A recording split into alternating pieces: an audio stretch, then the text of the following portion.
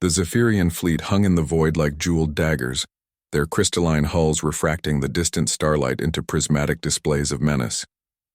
Admiral Vexithera watched through the viewports of her command vessel as the Corridan Defense Force, assembled in desperate formation, outdated cruisers and patched frigates forming a pitiful barrier between the aggressors and the mining colonies below.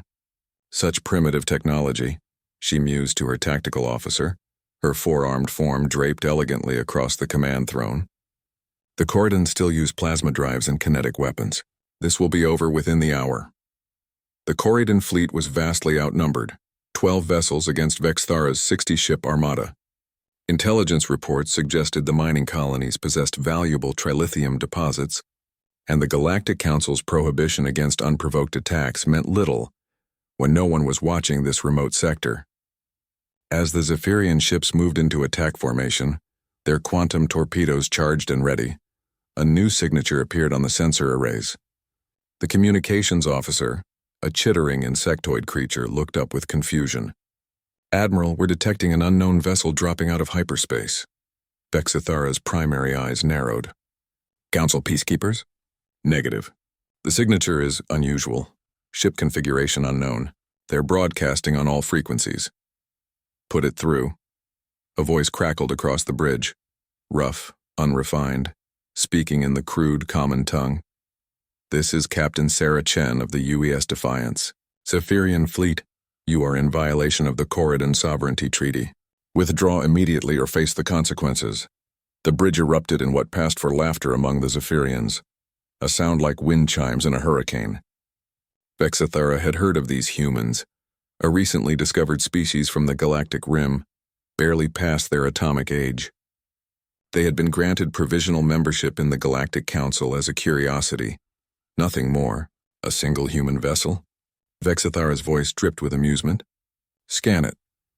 The tactical display materialized, showing a ship unlike anything in their databases. Where Zephyrian vessels were elegant curves and flowing lines, the human ship was all brutal angles and armored plates. It bristled with weapon emplacements that seemed almost primitive. Ballistic cannons, missile pods, and what appeared to be railguns. "Admiral," the tactical officer reported, "the vessel is 2 kilometers in length, heavily armored. However, their technology appears to be several generations behind our own. Recommend we ignore the threat and proceed with the operation." Captain Chen's voice returned, harder now. "I'm detecting weapon charges on your ships. This is your final warning." Vexthara activated the communications array. "Human, you are greatly outmatched. You're a single vessel against our entire fleet. Withdraw now and we will spare you the embarrassment of destruction." "Negative.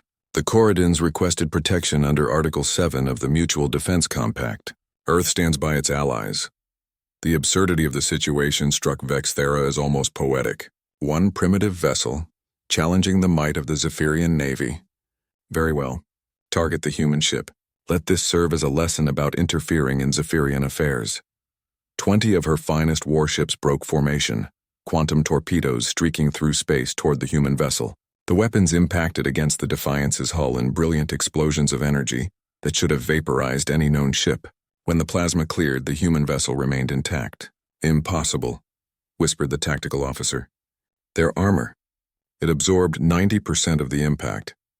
The human ship began to move, not with the graceful dance of advanced propulsion systems, but with the inexorable momentum of a falling asteroid. Captain Chen's voice returned, and this time there was something predatory in it. "Our turn."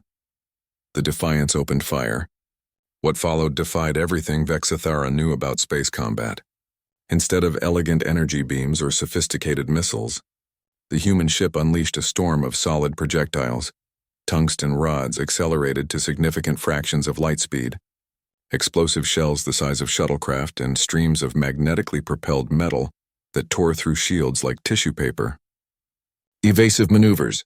Vexithara shrieked, but her ships, designed for the refined warfare of energy weapons and defensive screens, were utterly unprepared for the brutal kinetic assault. The first Zephyrian cruiser simply disintegrated as a railgun round punched through its quantum shields and crystalline hull like they weren't there.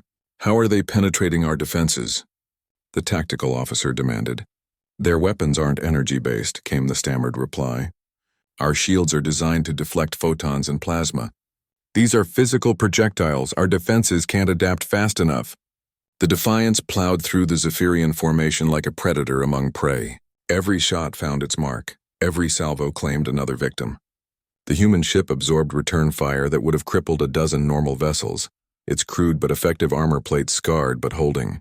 Within minutes, half the Zephyrian advance force was debris. "Admiral!" The communications officer's voice cracked with panic. "The human vessel is broadcasting again." Captain Chen's voice filled the bridge, no longer diplomatic. "This is what you call outmatched? We've got 57 more ships just like this one in Earth's defense fleet. And every human world has at least a dozen. You want to reconsider your life choices?" Vexithara stared at the tactical display in growing horror. The reports had been wrong, catastrophically wrong. The humans weren't primitive. They were something far more dangerous. They were practical. While other species had pursued elegant solutions and refined technologies, humanity had perfected the art of applying overwhelming force with brutal efficiency. "Fleet withdrawal," she commanded. "All ships, emergency hyperspace jump." As the surviving Zephyrian vessels fled into hyperspace, the Corridon Defense Force slowly approached the human ship. Communications crackled with grateful voices in a dozen languages, but Captain Chen's response was characteristically human, direct and unpretentious. "Just doing our job. Earth keeps its word." In the days that followed, word of the engagement spread throughout the galaxy. The species that had dismissed humanity as backward primitives began to reassess their intelligence reports. The humans had taken the galaxy's most advanced defensive technologies and rendered them obsolete with what amounted to sophisticated rocks thrown very, very hard. Admiral Vexithara, facing a military tribunal for the loss of 30 warships to a single human vessel, could only repeat what she had witnessed. They don't fight like civilized beings. They fight like the universe owes them something, and they've come to collect. The Galactic Council's provisional membership for humanity was quietly upgraded to full status. No one wanted to discover what 57 more ships like the Defiance could do to a galaxy that had forgotten that sometimes the simplest solutions were the most terrifying.